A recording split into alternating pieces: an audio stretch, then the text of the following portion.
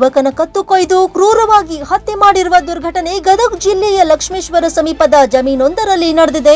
ಮೃತನನ್ನು 25 ವರ್ಷದ ಮೊಹಮ್ಮದ್ ಫಾರೂಕ್ ಶೇಖ್ ಸನದಿ ಎಂದು ಗುರುತಿಸಲಾಗಿದೆ.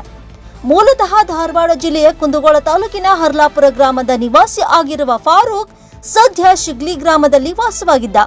ಇದೀಗ ಲಕ್ಷ್ಮೇಶ್ವರ ಸಮೀಪದ ಜಮೀನೊಂದರಲ್ಲಿ ಆತನ ಶವ ಪತ್ತೆಯಾಗಿದೆ.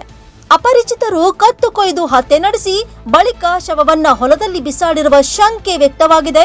ಘಟನೆ ತಿಳಿದು ಸ್ಥಳಕ್ಕೆ ಗದಗ ಡಿಎಸ್ಪಿ ಮುರ್ತುಜಾ ಖಾದ್ರಿ ಭೇಟಿ ನೀಡಿ ಪರಿಶೀಲನೆ ನಡೆಸಿದ್ದಾರೆ.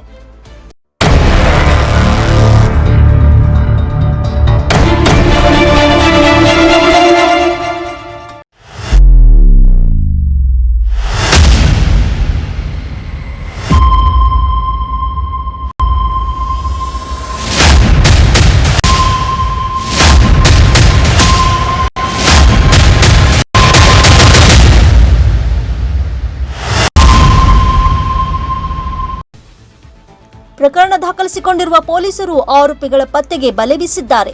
ಹತ್ಯೆಗೆ ಕಾರಣವೇನು ಎಂಬುದು ಇನ್ನಷ್ಟೇ ತಿಳಿಯಬೇಕಿದೆ. ನಿನ್ನೆ ತಡರಾತ್ರಿ ಲಕ್ಷ್ಮೇಶ್ವರ ಪೊಲೀಸ್ ಠಾಣಾ ವ್ಯಾಪ್ತಿಯಲ್ಲಿ ನಡೆದ 2 ಪ್ರತ್ಯೇಕ ಕೊಲೆಗಳಿಂದ ಸುತ್ತಮುತ್ತಲಿನ ಗ್ರಾಮಗಳಲ್ಲಿ ಆತಂಕ ಮೂಡಿಸಿದೆ.